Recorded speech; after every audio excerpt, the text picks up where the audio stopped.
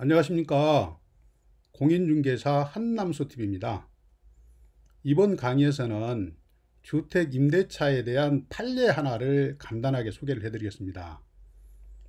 임차인은 매매계약의 이행으로 주택을 인도받은 매수인과 임대차 계약을 체결하고 대항요건을 갖추었어요.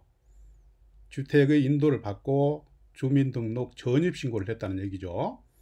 그런데 그 후에 주택 매수인과 매도인 간의 어떤 사유로 매매계약이 해제가 됐어요. 그럴 경우에 임차인의 지위는 어떻게 될까? 임차인은 새로운 소유자에게 대항할 수 있을까? 여기에 대한 문제를 민법과 대법원 판례를 통해서 간단하게 해답을 찾아드리겠습니다.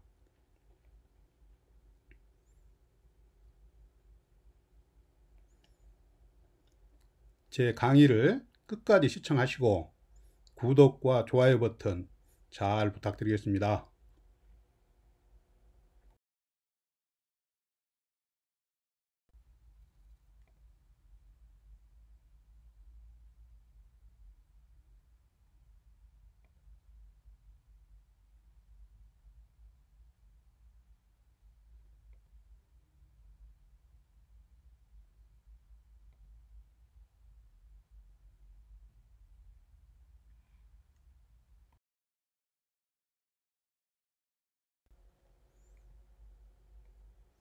이번 강의의 내용을 다음과 같은 목차로 설명을 드리겠습니다. 일단 사건 개요를 설명을 드리겠습니다. 요약해서 말씀을 드리면 아파트를 분양받은 사람과 임대차 계약을 체결을 하고 대항요건을 갖췄어요. 그런데 이 분양을 받은 사람이 분양계약 의무를 이행하지 못함으로써 분양계약이 해제되었을 경우에 임차인의 지위에 대해서 설명을 드리겠습니다. 이게 질문입니다. 거기에 대한 판례가 있어요. 판례 요지를 보면 분양계약 해제에도 불구하고 새로운 소유자인 분양자에게 대항할 수 있다. 그러니까 분양계약이 해제됐어도 분양자에게 임차보증금을 반환받을 수 있다는 얘기예요. 여기에 대한 판례를 자세하게 내용을 들여다보겠습니다. 이런 순서로 설명을 드리겠습니다.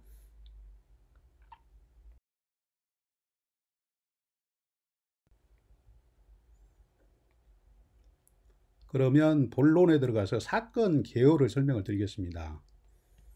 아파트 건설이 마무리되자 분양받은 수분양자는 아파트 잔금 마련을 위해서 임차인과 임대차 계약을 체결한 후에 분양자로부터 열세를 교부받아서 임차인을 입주하게 하고 임차인은 바로 대항력을 갖췄습니다. 그런데 아파트를 분양받은 수분양자가 분양계약서상의 의무를 다하지 못해서 분양계약이 해제됐어요. 그래서 수분양자가 주택의 소유권을 취득하지 못했습니다. 이때 문제가 되는 것은 임차인은 아파트 소유자인 분양자에게 임차권으로 대항할 수 있을지 여기에 대한 분쟁입니다. 여기에 대한 분쟁의 내용을 다음 판례를 통해서 잘 정리를 해드리겠습니다.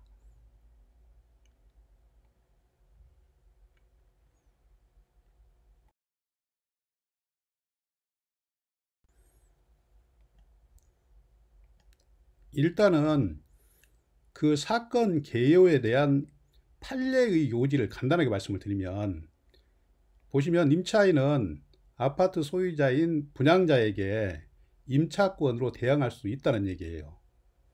수분양자가 전세금을 받아가지고 분양자에게 분양잔금을 줬겠죠. 그래서 전세금을 분양자가 가지고 있기 때문에 임차인은 분양자에게 임차권으로 대항할 수 있다는 얘기입니다.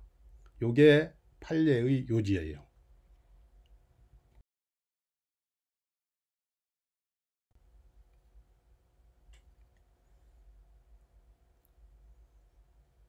그러면 그 판례의 내용 이것을 설명을 드리겠습니다. 구체적으로 일단 보시면 판례는 매매 계약의 이행으로 매매 목적물을 인도받은 매수인은 그 물건을 사용 수익할 수 있는 지위에서 그 물건을 타인에게 적법하게 임대할 수 있습니다. 이거는 당연한 얘기죠. 다음 슬라이드에서 계속 판례의 내용을 보시겠습니다.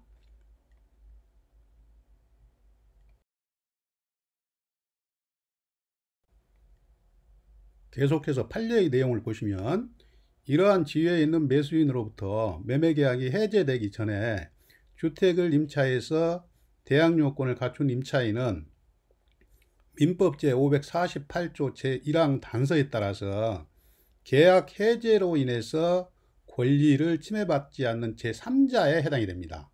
따라서 임대인이 임대 권원의 바탕이 되는 계약의 해제에도 불구하고 자신의 임차권을 새로운 소유자에게 주장할 수 있다는 얘기예요. 새로운 소유자에게 보증금을 반환받을 수 있다는 얘기입니다.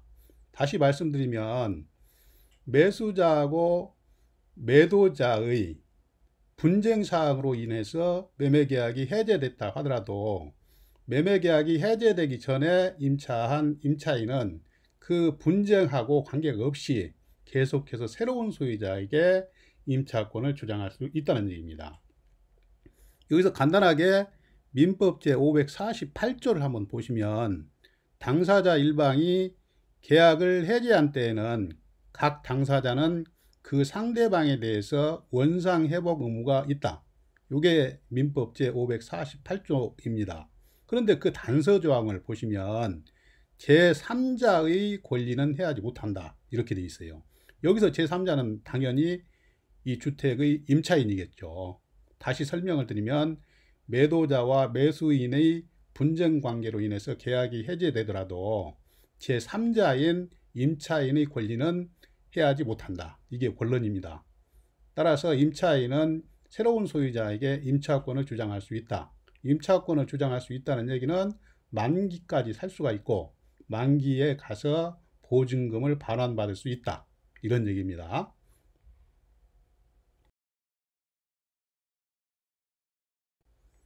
시청자 여러분, 본 강의는 이것으로 모두 마치겠습니다.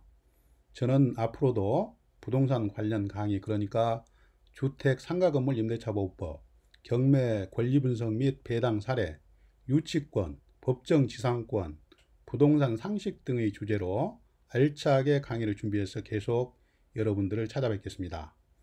항상 건강하시고 다음 강의에서 또 뵙겠습니다. 감사합니다. 안녕히 계십시오.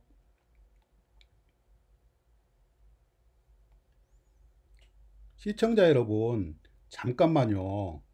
마지막으로 드릴 말씀이 있습니다.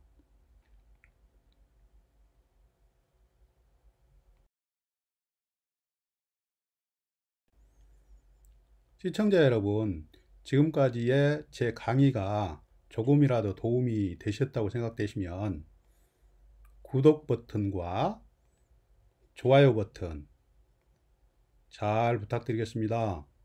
이 구독과 좋아요 버튼은 강의를 하는 저에게 힘의 원천입니다. 마지막으로 잘 부탁드리겠습니다. 꼭 좀 눌러주세요.